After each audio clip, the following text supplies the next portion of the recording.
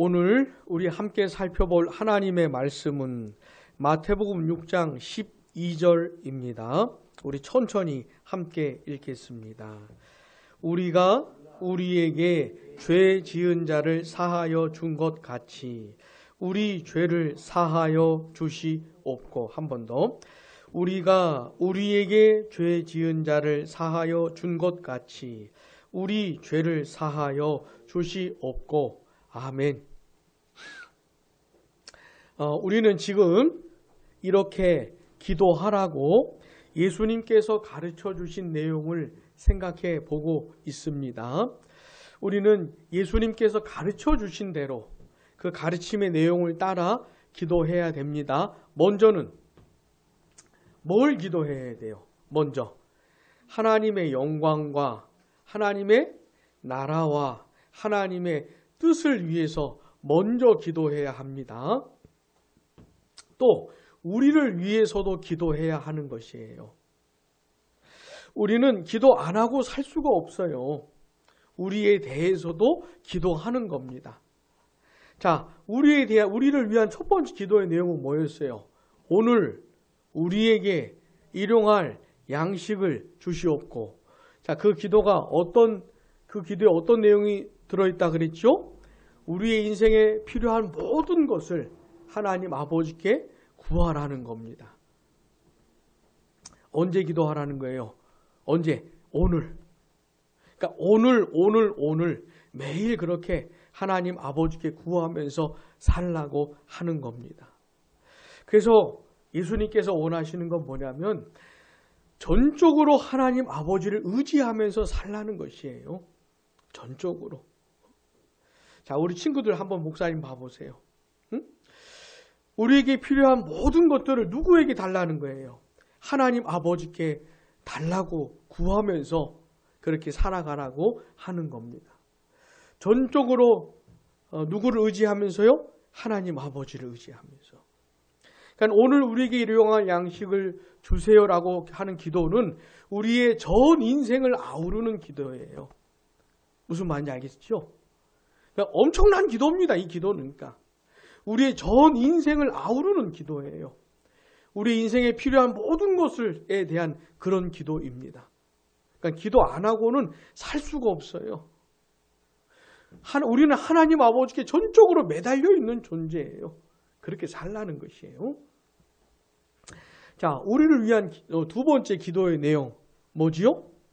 우리가 우리에게 죄 지은 자를 사하여 준 것 같이 우리 죄를 사하여 주세요. 이렇게 기도하라는 겁니다. 사한다는 게 뭐예요? 용서한다는 거예요. 용서한다는 거죠. 그러니까 두 번째 예수님이 가르쳐주신 기도의 내용은 뭐냐면 우리 죄를 용서해 주세요. 따라해 봅시다. 우리 죄를 용서해 주세요. 그렇게 기도하라는 거예요. 그렇게. 오늘 우리가 살펴볼 내용은 첫 번째 뭐냐면 우리 죄를 용서해 주세요. 이게 무슨 내용인지. 그 다음에 이거 하고 내가 다른 사람을 용서하는 것하고 무슨 관계, 어떤 관계가 있는 건지를 생각해 보려고 하는 겁니다. 자, 하나님께서 사람을 처음 만드실 때 어떻게 만드셨습니까? 하나님의 형상대로 만드셨지요. 그러니까 성경의 많은 진리들을 우리가 생각해 볼 때 하나님이 처음 사람을 어떻게 만드셨는지를 이거하고 연결이 되어 있어요. 그러니까 하나님이 사람을 얼마나 선하게 만드셨는지하고 그다음 많은 진리들이 연결이 되어 있기 때문에 다시 처음으로 돌아가는 거예요. 자꾸. 자, 사람은 본래 어떻게 지어졌어요? 하나님의 형상대로 지어졌어요. 그래서 지식이 있었어요. 하나님을 아는 지식이 있었어요. 하나님이 얼마나 선하시고 인자하신 분인지를 알았어요. 뿐만 아니라 하나님을 사랑하는 그런 마음이 있었어요. 하나님의 뜻에 순종하고 싶은 의지가 있었어요. 그러니까 하나님을 알고 하나님을 사랑하고 하나님을 예배하고 하나님께 순종하면서 살 수 있었어요. 그렇게 하나님을 향해 신실하게 전인격적인 반응을 보일 수 있는 존재로 하나님이 어떻게 해요? 만드신 거예요. 얼마나 감사합니까? 그러니까 만드신 대로 살면 되는 것이었어요. 이보다 더 좋은 게 없는, 이보다 더 좋을 수 없는 상태로 만드신 겁니다. 하나님이 사람을. 그러니 어떻게 살아요? 만드신 대로 살면 되는 거였어요. 지음 받은 대로 살면 되는 거였어요. 근데 사람이 그렇게 살지를 않았던 것이죠. 그렇게 살지를 않았던 거예요. 사람이 하나님의 선하심을 무시했어요. 하나님의 뜻에 불순종했다는 건 하나님의 선하심을 무시했다는 거예요. 하나님의 사랑을 무시했다는 거예요. 그리고는 어떻게 했어요? 하나님의 뜻에 불순종했잖아요. 하나님의 명령에 불순종했잖아요. 그렇게 죄를 지었잖아요, 사람이. 아주 끔찍한 죄를 지은 겁니다. 무시무시한 죄를 지은 거예요, 사람이. 그리고는 그 첫사람이 죄를 지은 다음 이후로는 이제 사람이 세상에 태어나는데 어떤 상태를 가지고 태어나는 거예요. 어떤 상태를 가지고. 근데 그 상태가 하나님이 처음 사람을 지으셨던 그 상태가 아닌 거예요. 굉장히 선하고 탁월한 그 상태로부터 심각하게 떨어진, 심각하게 무너진 상태를 가지고 태어나는 것이에요. 자, 어떤 상태로 태어나냐면, 태어날 때부터 악한 본성을 가진 상태로 태어나는 거예요. 전 인격이 죄로 오염된 상태로 태어나는 거예요. 지성과 감정과 의지가 무엇으로 오염되었다고요?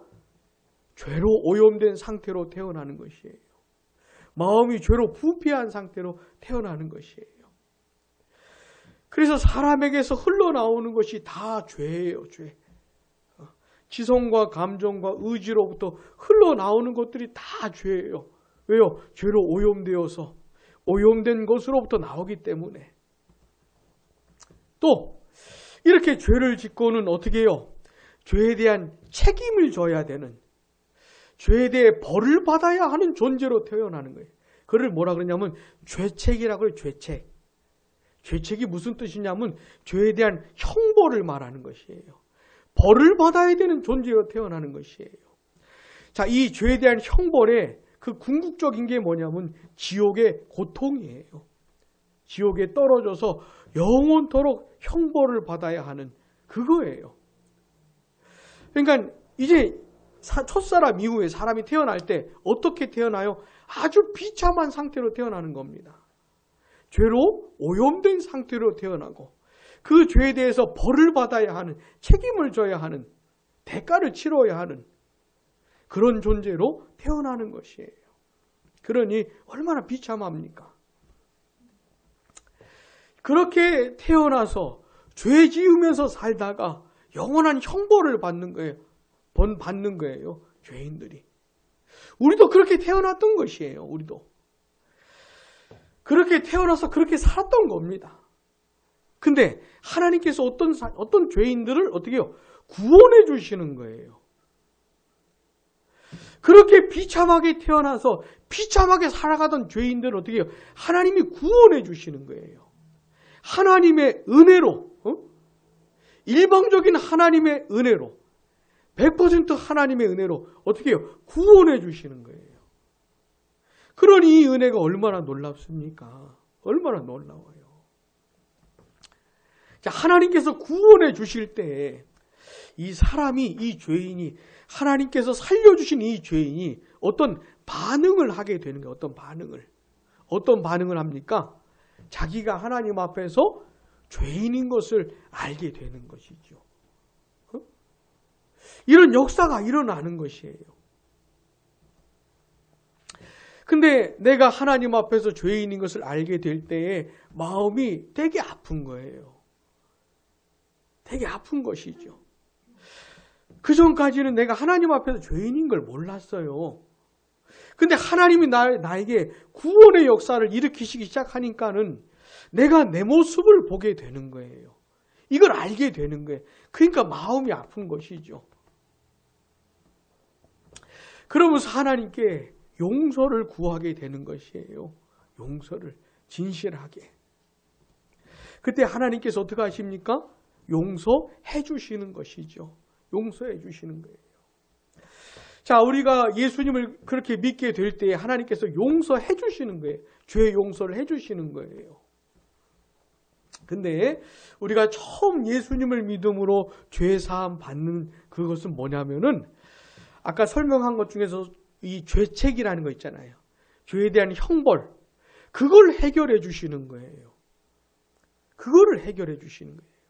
그러니까 예수를 믿음으로 죄 사함 받을 때는 죄에 대한 형벌이 사라지는 것이에요. 그리고 예수 믿는 사람은요, 더 이상 죄책이 없어요. 여러분, 우리가 이신칭이라고 하는 거 있잖아요. 예수를 믿음으로 의롭다함을 받는 거 있잖아요. 하나님께서 선언해 주시는 거 아닙니까? 근데 의롭다고 선언하실 때 그 죄책을 날려버리시는 거예요.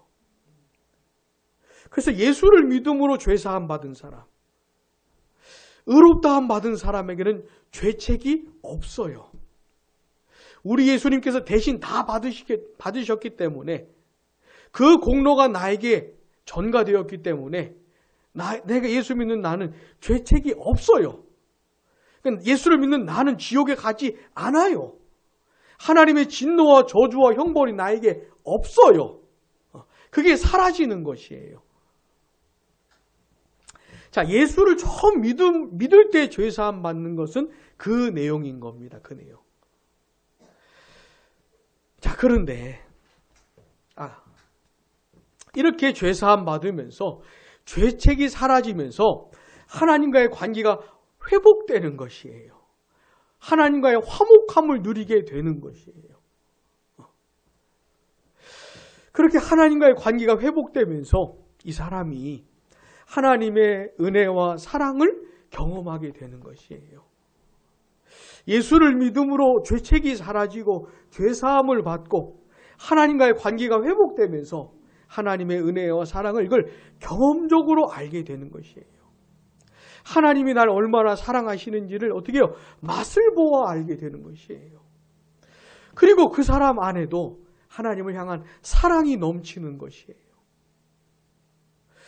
자, 하나님의 사랑이 나에게 흘러올 뿐만 아니라 나에게서도 사랑이 넘쳐나요. 그래서 나도 하나님을 사랑하게 되는 것이에요. 자, 예수님을 처음 믿을 때 그런 관계가 회복이 되는 것이에요. 무슨 말인지 아시겠죠? 예수를 믿음으로 내가 하나님의 자녀가 되고 하나님은 나의 아버지가 되시는 그 관계가 영원한 관계가 맺어지는데 이게 형식적인 게 아니고 아주 생생한 것이에요. 느껴지는 것이에요. 그러니까 느껴지는 것이에요. 하나님의 사랑이 느껴지고 하나님을 향한 나의 사랑도 느껴지는 것이에요. 이게 주고받는 것이에요. 이런 생생한 관계가 회복되고 그것이 시작되어서 이제 하나님과 그렇게 살아가게 되는 것이에요. 무슨 말인지 아시겠죠? 이게 얼마나 감사합니까? 자, 그런데 문제는 그렇게 예수님을 믿음으로 죄사함 받고 죄 용서받고 죄책이 사라지고 하나님과의 친밀한 관계가 회복되어서 그렇게 살 수 있게 된 이 죄인이, 이 사람이 여전히 죄로 오염되어 있는 겁니다. 여전히 죄로 오염되어 있고 여전히 악한 마음이, 부패한 본성이 남아 있는 것이에요. 이 세상을 살아가는 동안에는, 이 세상을 떠나갈 때에는 그 영혼이 영화롭게 되어지겠고 우리 예수님 다시 오실 때는 이제 영혼과 육체가 하나 되어 영화롭게 되어지겠지만은 이 세상을 살아가는 동안에는 뭐라고요? 여전히 죄로 오염되어 있다고요. 여전히 악한 마음이 남아 있다고요. 그러니 무슨 가능성이 있겠습니까? 죄를 지을 가능성이 있는 것이죠. 게다가 사탄이 존재하잖아요. 그 악한 사탄이 존재하잖아요. 지금이라도 당장 내가 죄 짓기를 원하는, 지금이라도 당장 내가 죄 유혹에 넘어가 죄 짓기를 바라는 그 사탄이 있잖아요. 지금이라도 내가 당장 하나님의 뜻에 불순종하고 하나님과 멀리 지내기를 바라는, 그렇게 간절히 바라는 사탄이 있잖아요. 그 사탄이 계속해서 역사하거든요. 그러니까 예수님 믿고 구원받은 사람이라고 해도 죄를 지을 가능성이 있는 것이죠. 그래서 어떻게 해야 되는 겁니까? 죄 용서해달라고 기도해야 될 필요가 있는 것이에요. 그러니까 예수를 믿음으로 죄책이 사라지고 그렇게 죄사함 받은 나라고 해도 내가 오늘도 하나님 앞에서 죄를 지을 수 있는 것이에요. 오늘도. 그러니까 이 세상을 살면서 늘 내 자신을 살피어야 되는 것이죠. 여러분, 죄가 뭐예요? 하나님이 싫어하는 모든 생각, 모든 말, 모든 행동. 그러니까 하나님이 싫어하는 건 다 죄예요. 다. 그게 다 죄예요. 내가 그렇게 살지 않았나 늘 나를 살피는 것이죠. 그러면서 죄가 발견될 때에 어떻게 해야 됩니까? 하나님 앞에 용서를 구해야 하는 것이에요. 용서해 달라고. 왜냐하면 처음 예수를 믿음으로 하나님과의 관계가 회복된 그거 있잖아요. 그 친밀함과 화목됨이 회복되었는데 내가 죄를 지으면 그 화목됨이 깨져요. 그게 깨지는 거예요. 그 친밀함이 깨지는 거예요. 그래서 하나님과의 관계에 문제가 생기는 거예요. 물론 내가 죄를 지었다고 해서 하나님과의 관계가 근원적으로 깨지는 건 아닙니다. 그건 그리스도 안에서 영원한 관계로 맺어진 것이기 때문에 내가 오늘 죄를 지었다 그래가지고 그게 근본적으로 깨지는 것은 아니지만 무엇에 타격을 입힌다고요? 친밀함에 타격을 입힌다고요. 화목됨에 타격을 입힌다고요. 그래서 예수를 믿고 진짜 구원받은 사람이라고 해도 하나님과 멀리 사는 거예요. 하나님의 사랑이 별로 느껴지지 않는 거예요. 자, 예수를 믿고 구원받은 사람이 정상적으로 산다면은 하나님의 사랑을 느끼면서 사는 거예요. 아, 하나님이 날 사랑하시는구나. 이렇게까지 나를 붙들어 주고 계시는 거구나. 이런 걸 느끼면서 사는 거예요. 그리고 하나님을 향한 나의 사랑도 내 안에 있는 것도 느끼면서 사는 거예요. 그런 친밀한 관계를 누리면서 사는 게 정상적인 거예요. 근데 그 친밀함이 느껴지지 않으면 뭔가 문제가 있는 거예요. 뭔가 잘못된 것이에요.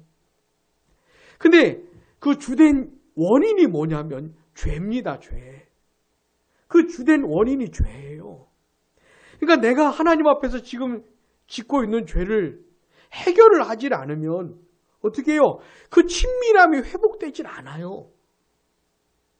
그러니까 예수를 믿긴 믿는데 하나님하고 멀리 지내는 겁니다. 그 영혼이 피폐해지는 것이죠. 삭막해지는 것이죠.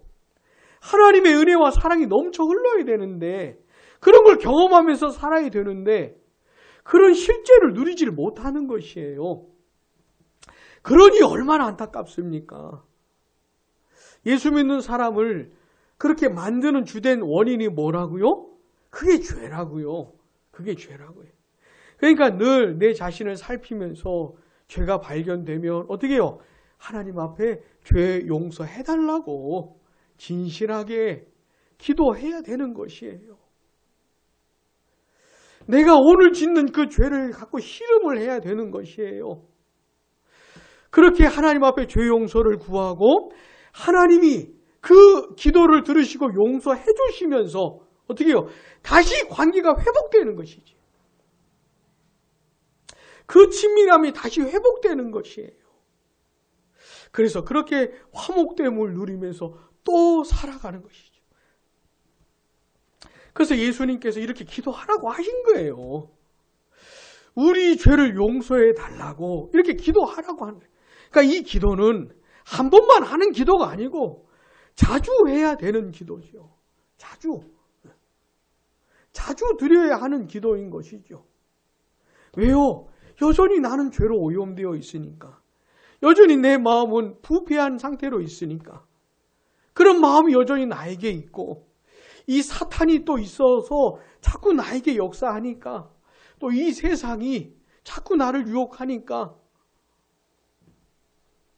내가 하나님 앞에서 죄를 지을 수 있으니까 늘 나를 돌아보면서 하나님 앞에 발견될 때마다 죄 용서해 달라고 기도해야 되는 것이죠.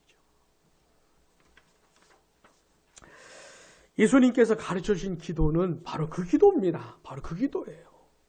그러니까 얼마나 필요한 기도입니까, 이 기도가. 오늘 여러분 예수 믿고 구원받은 사람 이 세상을 살면서 가장 중요한 게 뭡니까? 하나님과의 관계를 누리는 게 가장 중요한 거예요. 가정생활 하든 직장생활, 학교생활 하든 간에 이 세상을 살면서 가장 중요한 게 뭐예요? 하나님과의 친밀함을 누리면서 사는 게 가장 중요한 거거든요. 근데 그걸 파괴하는 게 뭐예요? 우리가 짓는 죄예요. 그러니까 그 죄를 해결하라고, 죄 용서해달라고 기도하는 것이 얼마나 필요합니까? 그러니까 예수님께서 이 기도를 가르쳐주고 계신 거예요. 이렇게 기도하라고. 여러분 요한복음 13장 한번 가봅시다. 요한복음 13장.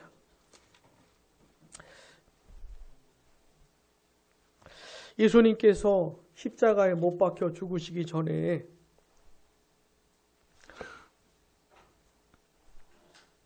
십자가에 못 박혀 죽으실 날이 얼마 남지 않았을 때에 제자들의 발을 씻어주시는 그런 일이 있었어요. 요한복음 13장 4절 보시면 저녁 잡수시던 자리에서 일어나 겉옷을 벗고 수건을 가져다가 허리에 두르시고 이에 대야에 물을 떠서 제자들의 무엇을 씻어주세요? 발을 씻으시고 그 두르신 수건으로 닦기를 시작하여. 여기가 이제 팔레스타인 지역이잖아요. 이 사람들이 샌들 문화인데 흙먼지 많이 나는 그런 지역에서 샌들을 신고 다니니 얼마나 발이 지저분해지겠습니까? 그래서 누가 우리 집에 오잖아요. 그러면 우리 집에 종들이 손님들의 발을 씻어주시는 거예요. 더러운 발을 씻어주시는 거예요. 주인이 발을 씻지 않습니다. 종들이 하는 거예요. 이 더러운 일들은. 근데 예수님께서 어떻게 해요? 예수님이 발을 씻어주시는 거예요. 그 더러운 제자들의 발을. 그들이 베드로가 깜짝 놀란 겁니다. 종들이나 하는 일을 예수님이 하시니까. 자, 6절. 시몬 베드로에게 이르시니 베드로가 이르되 주여 주께서 내 발을 씻으시나이까. 그렇지요. 7절 같이요. 예수께서 대답하여 이르시되 내가 하는 것을 내가 지금은 알지 못하나 이후에는 알리라. 베드로가 이르되 내 발을 절대로 씻지 못하시리이다. 예수께서 대답하시되 내가 너를 씻어주지 아니하면 내가 나와 상관이 없느니라. 그랬더니 시몬 베드로가 이르되 같이요. 주여 내 발뿐 아니라 손과 머리도 씻어 주옵소서.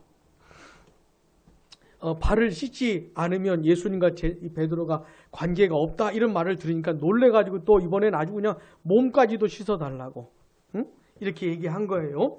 그랬더니 예수님께서 이렇게 말씀하십니다. 예수께서 이르시되 이미 목욕한 자는 발밖에 씻을 필요가 없느니라. 온몸이 깨끗하니라. 너희가 깨끗하나 다는 아니니라 하시니 아멘. 예수님께서 제자들의 발을 씻겨 주시면서 이게 두 가지를 구분을 해서 말씀을 하세요. 하나는 온 몸을 씻는 거하고 그 다음에요 발을 씻는 걸 구분해서 말씀을 해주고 있는 겁니다. 자, 이 온 몸을 씻는 건 뭐냐면 아까 처음 말씀드렸던 예수님을 처음 믿음으로 죄 사함 받는 거 있잖아요. 죄책이 사라지는 것, 그걸 말하는 겁니다. 근원적인 하나님과의 관계가 회복되는 그것을, 그 죄사함을 말하는 것이고, 발을 씻는 건 뭐냐면 그렇게 죄사함 받은 사람들이 날마다 짓는 죄를 용서받는 그 죄 용서를 말하는 것이에요. 그러니까 온몸을 씻은 사람은 또 어떻게 해요? 발을 씻어야 하는 것이죠. 발을 씻어야 하는 것이죠. 네가 지금은 이게 무슨 뜻인지 모르겠지만은 나중에는 알 것이다. 예수님께서 말씀하시면서 발을 씻겨 주신 거예요.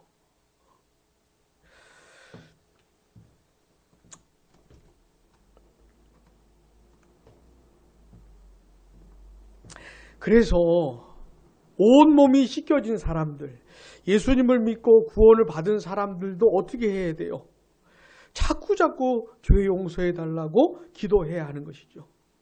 온몸을 씻은 사람이기는 하지만 자꾸 발을 씻어야 하는 것이죠. 자, 요한일서 1장 9절 가봅시다. 그런데 예수님께서 가르쳐 주신 대로 하나님 아버지께 우리가 우리 죄를 용서해 달라고 기도하면 하나님 아버지께서 용서해 주신다는 거예요. 요한일서 1장 9절 같이요, 시작. 만일 우리가 우리 죄를 자백하면 그는 미쁘시고 의로우사 우리 죄를 사하시며 우리를 모든 불의에서 깨끗하게 하실 것이요. 아멘. 요한일서 1장 9절의 말씀을 꼭 믿으시기 바랍니다. 만일 우리가 우리 죄를 자백하면 하나님 아버지께 용서해 달라고 기도하면 하나님 아버지께서 어떻게 해요? 우리 죄를 사해 주신다는, 용서해 주신다는 거예요. 모든 불의에서 깨끗하게 하신다는 거예요. 이거 꼭 믿으시기 바랍니다. 꼭 믿으시기 바래요. 하나님 앞에서 죄 짓고 싶지 않은데 사실 내 인생 전체, 이 인생 전체를 통해서 하나님의 뜻대로 살고 싶은데 그래 하지 못할 때 얼마나 마음이 아픕니까? 그러나 어떻게 해요? 그때 죄 용서해 달라고 하나님께 기도하면 용서해 주신다는 거예요. 용서해 주시고 또 용서해 주신다는 거예요. 깨끗하게 해 주신다는 거예요. 그러면서 관계가 회복되는 것이, 그러면서. 사랑하는 여러분, 예수님께서는 우리를 위해서 너무 필요한 기도를 가르쳐주고 계신 거예요. 반드시 죄의 사함을 받아야 하거든요. 죄 용서를 받아야 하거든요. 그래야 하나님과의 친밀함이 회복되는 것이거든요. 근데 그렇게 하라는 것이에요. 그러면 하나님께서 용서해 주신다는 것이에요. 사랑하는 여러분, 우리 꼭 그렇게 살아야 됩니다. 수시로 내 자신을 돌아봐야 돼요. 뭘 돌아봅니까? 내가 지금 하나님과 친밀한 관계를 누리고 있나? 하나님이 나를 너무 사랑하신다는 확신을 내가 가지고 있는가? 이걸 돌아봐야 돼요. 내 속에도 하나님을 향한 사랑이 들끓고 있는가? 끓고 있는가? 이걸 돌아봐야 돼요. 하나님과 내가 친밀한 관계를 누리고 있는가? 자꾸 돌아봐야 돼요. 그게 아니라면 식어버렸고 냉랭하고 하나님과 내가 멀리 느껴지고 그러면 뭐가 문제인지를 봐야 돼요. 뭐가 문제인지를. 주된 원인이 뭐라고요? 죄라고요. 죄. 내가 해결하지 못한 죄가 있는지를 봐야 되는 것이에요. 그걸 가지고 하나님 앞에서 해결을 해야 되는 겁니다. 죄 용서해 달라고 진실하게 구해야 하는 것이죠. 그렇게 평생을 살아가는 겁니다. 평생을 살아가는 것이에요.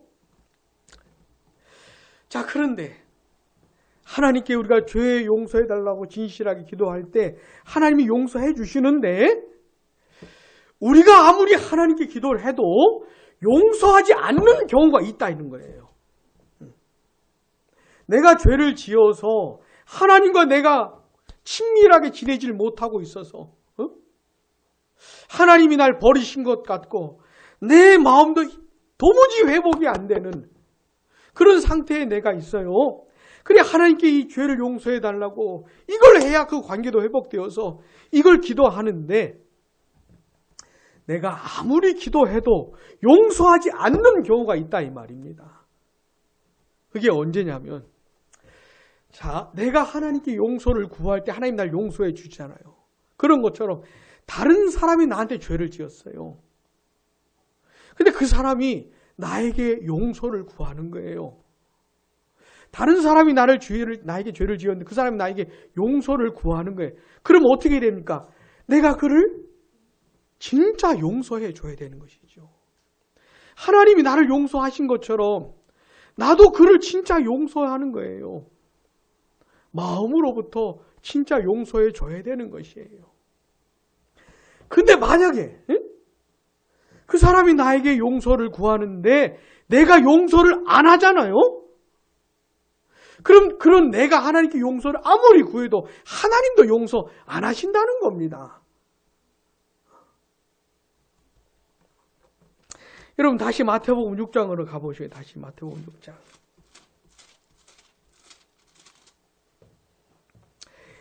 6장 14절 15절 같이요. 너희가 사람의 잘못을 용서하면 너희 하늘 아버지께서도 너희 잘못을 용서하시려니와 너희가 사람의 잘못을 용서하지 아니하면 너희 아버지께서도 너희 잘못을 용서하지 아니하시리라. 아멘. 이걸 믿으셔야 되는 겁니다. 자, 내가 다른 사람을 용서하는 게 먼저입니까? 하나님이 날 용서하는 게 먼저입니까? 다시, 하나님이 날 용서하는 게 먼저입니까? 내가 다른 사람을 용서하는 게 먼저입니까? 내가 다른 사람을 용서하는 게 먼저라는 거예요. 네? 이게 먼저라는 거예요. 어떤 사람이 나에게 죄를 지어 나에게 용서를 구할 때 내가 용서해야 된다 이 말입니다. 용서를 안 하면 하나님도 나를 용서 안 하시겠다는 거예요. 그러니까 내가 누군가를 용서를 하지 않고 있으면은 절대로 하나님과 나의 관계가 회복이 안 된다는 거예요. 그 친밀함이 절대로 회복이 안 되는 것이에요. 내가 그를 용서 안 하고 있으니까는.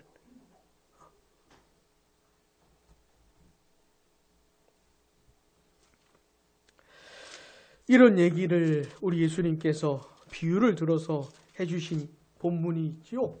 마태복음 18장 가봅시다. 유명한 본문이지요.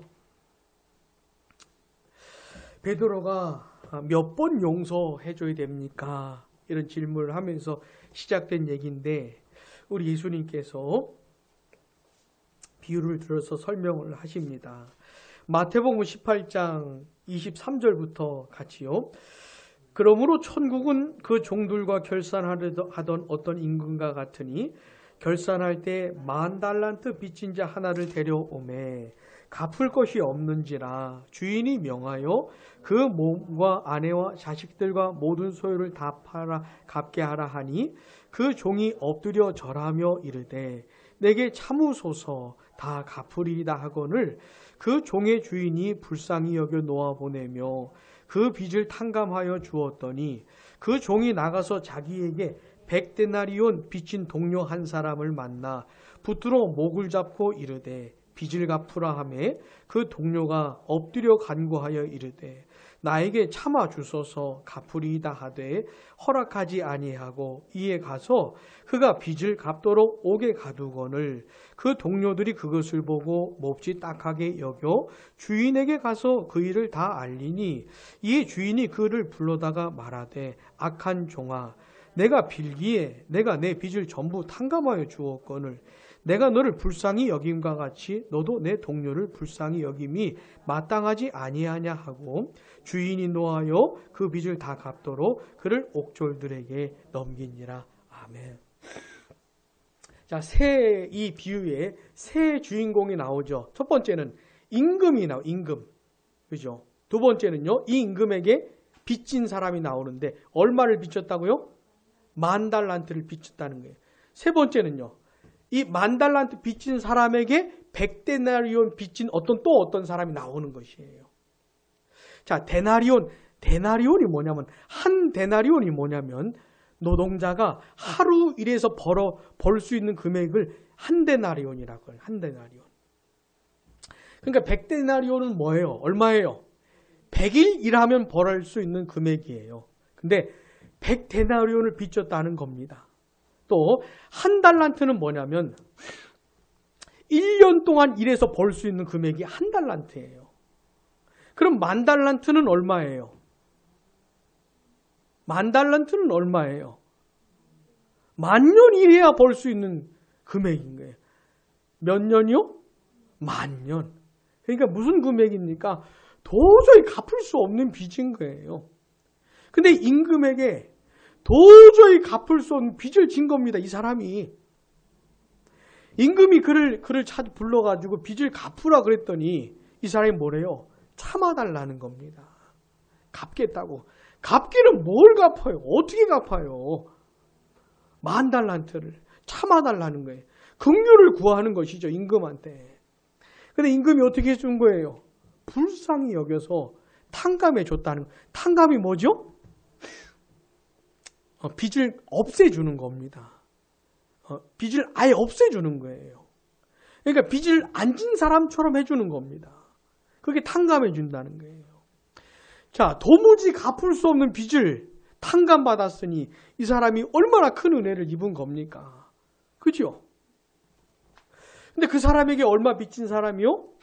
100데나리온 빚진 사람이 있었는데 이 사람한테 어떻게 빚을 갚으라 그러는 거예요.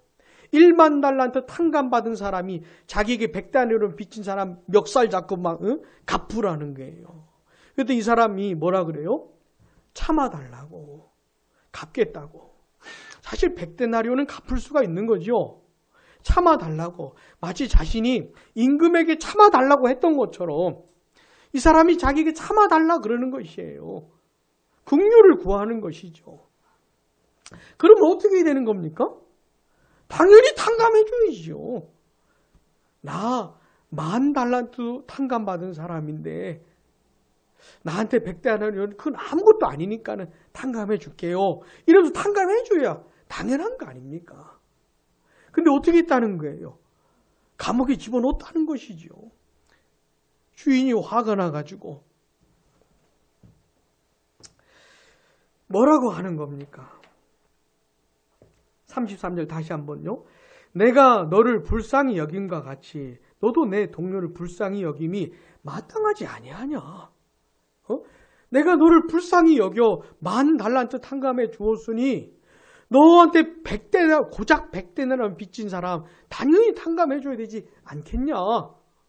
내가 너를 불쌍히 여겼는데 너도 불쌍히 여겨야 되는 것이 당연한 거 아니냐? 화가 나가지고 이렇게 말씀을 하시는 겁니다. 그러면서 결론적으로 이렇게 말씀해 주세요. 35절 같이요. 너희가 각각 마음으로부터 형제를 용서하지 아니하면 나의 하늘 아버지께서도 너희에게 이와 같이 하시리라. 아멘. 자, 내가 하나님께 지은 죄는 마치 10,000달란트 같은 거예요. 도무지 용서받을 수 없는 그런 죄예요. 근데 하나님이 용서해 준 거예요. 불쌍히 여기셔서 정말 큰 은혜를 받은 것이죠. 자, 그렇다면 나한테 죄 지은 사람, 내가 하나님께 용서를 구할 때 하나님이 나를 용서하신 것처럼 그가 나에게 용서를 구할 때 어떻게 해요? 당연히 용서해 줘야 된다는 게 당연히. 당연히. 근데 용서를 안 하고 있으면 어떻게 해요? 하나님도 너를 용서 안 하시겠다는 것이에요. 이걸 정말 믿으셔야 되는 겁니다. 정말. 네 거 먼저 해결하고 오라니. 네 거 먼저 해결하고 오라는 것이에요. 너부터 용서하고 오라는 것이에요. 자, 누가 나한테 잘못을 했어요. 죄를 지었어요. 아무리 큰 죄를 지었다고 해도 내가 볼 때 너무너무 큰 죄를 지었다고 해도 내가 하나님께 지은 죄하고 비교해보면 아무것도 아닌 것이에요. 아무것도 아닌 것이에요. 10,000달란트랑 100데나리온을 꼭 기억을 하셔야 아무것도 아닌 것이에요. 근데 내가 하나님께 죄 용서를 구하면 하나님이 용서해 주시잖아요. 이걸 먼저 생각을 해야 되는 겁니다. 그래서 누가 나에게 잘못을 하고 내 마음을 아프게 하고 나에게 죄를 지었을 때 이게 너무너무 힘들다고 할지라도 그가 나에게 죄 용서를 구하면 어떻게 해야 돼요? 용서해야 되는 거예요. 진짜 마음으로 진짜 용서해야 되는 것이에요. 그렇게 용서하면서 그와 나의 관계가 회복되는 겁니다. 그와 나의 관계가 회복되는 것이에요. 그거 먼저 해결하고 오라는 겁니다. 그러니까 그거 먼저. 그것부터 해결하고 그 다음에 어떻게 해요? 나의 죄를 하나님께 용서해 달라고 그렇게 기도하라는 것이에요. 그러면 하나님 아버지께서도 용서해 주시겠다는 것이죠. 용서해. 이게 오늘 예수님께서 가르쳐 주신 내용인 것이에요. 이게. 그러니까 예수님이 우리에게 원하시는 건 뭡니까? 하나님과 친밀한 관계를 누리면서 사는 걸 바라셔요. 죽을 때까지. 근데 그걸 방해하는 것이 죄인이 하나님 앞에서 자기 자신을 살피면서 죄가 발견될 때마다 죄 용서해 달라고 그렇게 기도하라는 겁니다. 하나님 아버지가 또 용서해 주시면서 관계가 회복되는 것이어서 그 친밀함을 다시 누리기 시작할 수가 있는 것이에요. 그래서 정상 궤도에 다시 오를 수가 있는 거예요. 정상 궤도에. 하나님과 나의 관계 속에서 사랑이 뿜어져 나오는 사랑과 기쁨이 맛보아지게 되는 정상 궤도에 다시 오르게 되는 것이에요. 그렇게 살기를 바라는 것이에요. 근데 그렇게 하지 못하도록 회방하는 한 가지 내용이 뭡니까? 누가 나에게 죄를 지을 때, 누가 나를 힘들게 하고 나를 괴롭히고 내 마음을 아프게 하고 내 인생을 막 힘들게 했을 때 그가 나에게 용서를 구할 때 어떻게 해요? 진짜 용서하라는 거예요. 진짜. 하나님이 진짜 나를 용서하시는 것처럼 내가 그를 용서하라는 거예요. 근데 그걸 안 하고 있으면 아무리 내가 하나님께 용서를 구한다고 해도 어떻게 용서하지? 않으시겠다 이 말입니다. 그것부터 해결하고 오라는 것이에요. 혹시 여러분 우리 가운데 그런 사람이 있습니까? 누가 나한테 죄를 지었는데 그 사람이 나에게 용서를 구하고 있어요. 근데 내가 그를 용서하지 못하는 진짜 마음으로부터 진짜 용서하지 못한 그런 사람이 있습니까? 그런 사람은 절대로 하나님과의 친밀함을 누릴 수가 없어요. 절대로. 하나님이 절대로 허락하지 않으셔요. 그것부터 해결하고 오라는 것이에요. 자, 우리 죽는 날까지 이 기도하면서 사는 겁니다. 우리 죄를 용서해 주세요. 그런데 혹시 내가 용서하지 못하고 있는 어떤 사람이 생기면 이 문제를 갖고 이 문제를 다뤄야 돼요. 그가 나에게 용서를 구할 때 어떻게 해야 돼요? 어떻게 해야 돼요? 용서해야 돼요. 진짜 용서해야 돼요. 그렇게 관계를 회복하고 그 다음에 하나님께 죄 용서해 달라고 기도하는 겁니다. 부디 예수님께서 가르쳐 주신 이 기도하면서 이 기도의 내용을 잊지 않으면서 이걸 따라서 기도하면서 하나님과의 친밀함을 누리면서 살게 되기를 바랍니다. 매일매일 날마다 하나님과 나의 관계 속에서 사랑과 기쁨이 뿜어져 나오는 게 정상이에요. 그게 정상이에요. 부디 정상적인 하나님의 자녀로서의 삶을 우리가 다 살게 되기를 바랍니다. 기도하겠습니다.